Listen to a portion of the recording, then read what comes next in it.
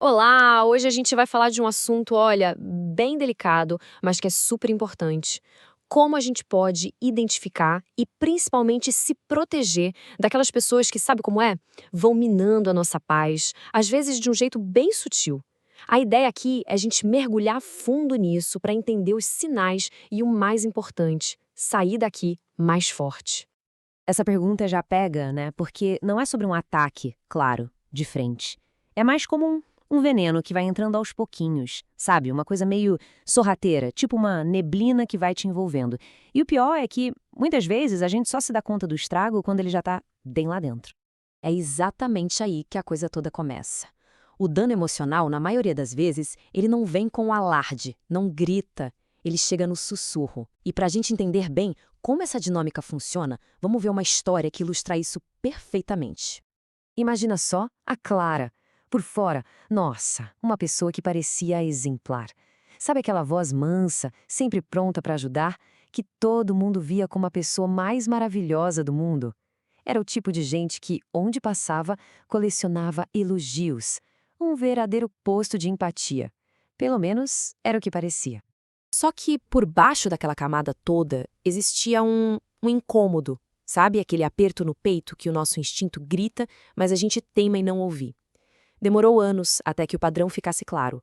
Por onde a Clara passava, ela deixava um rastro de destruição. E o mais impressionante, ela fez tudo isso sem levantar a voz uma única vez. Pois é, e isso tudo leva a gente para uma questão bem central. Parece que a gente vive numa época de diagnósticos para tudo, né? Mas e se o problema for, na verdade, algo muito mais simples? E justamente por ser simples, talvez até mais assustador? Olha só essa provocação. A gente tem uma pressa enorme em rotular tudo. Ah, fulano é narcisista, ciclano é borderline, é psicopatia. Mas e se a gente olhasse por um outro ângulo? E se não for um diagnóstico clínico complexo? E se for simplesmente maldade? Ou talvez, sei lá, gente que gosta de ver o circo pegar fogo, ou que no fundo simplesmente não se importa com os outros? Certo. Então, como a gente faz para não ter que esperar o estrago acontecer? A boa notícia é que existem traços, sabe, sinais que a gente pode observar. Vamos dar uma olhada nos principais, um de cada vez. O primeiro traço é o que a gente pode chamar de intolerância disfarçada de verdade. Sabe aquela pessoa que não tem uma opinião? Ela tem a verdade absoluta. O mundo precisa girar em torno do que ela acredita. Ela não tem preferências, tem regras. E ai de quem ousar pensar diferente, ela é ora julgado, rebaixado ou simplesmente cortado do círculo.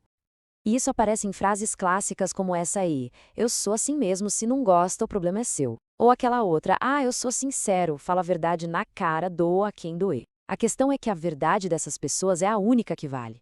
E ela não é usada para conectar, para construir, ela é usada como uma arma. E essa pose de dono da verdade geralmente evolui para outra coisa: a rigidez disfarçada de moralidade. É aquela pessoa que nunca, jamais está errada. Ela não te controla, ela cuida de você. Ela não te ofende, ela te dá um alerta. Mas por trás dessa fachada de pessoa super correta, o que está rolando mesmo é um jogo de poder. É controle puro. O que nos leva direto para o terceiro traço, o pensamento 8 ou 80. Sabe, para essa gente, a vida é preto no branco. Ou é certo ou é errado. Ou é santo ou é pecador. Não tem meio termo, não tem contexto, não tem ah, mas a intenção era boa. Nada disso. Não existe espaço para nuance. E o estrago que essa mentalidade faz fica muito claro na história do Rafael. O parceiro dele, em público, parecia a pessoa mais amorosa do mundo.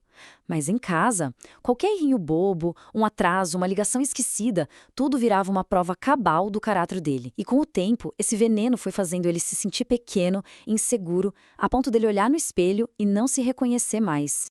E aqui, bom, aqui a gente precisa fazer uma pausa e olhar para dentro. Porque é muito fácil apontar o dedo, né? Mas o crescimento de verdade vem quando a gente se questiona. A pergunta que fica é: será que a gente em algum momento age um pouco assim também, mesmo que sem querer? Olha, só o fato da gente parar para pensar nisso já é um passo gigantesco. Vamos falar agora de um dos disfarces mais perigosos porque é muito sutil, a máscara da preocupação, que muitas vezes, na verdade, esconde uma coisa bem feia, a inveja.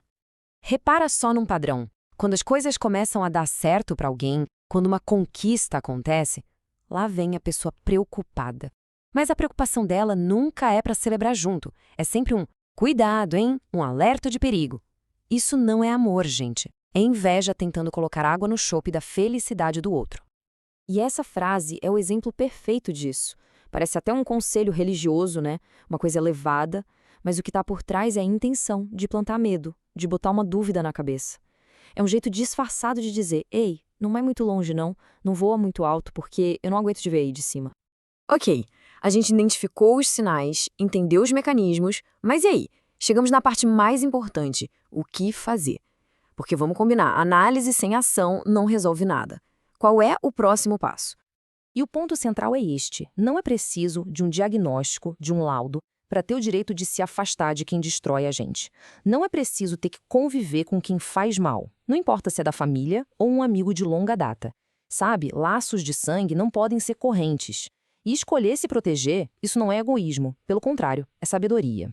E aqui tem uma coisa fundamental para entender. Perdoar é uma coisa, voltar a se expor ao veneno é outra completamente diferente.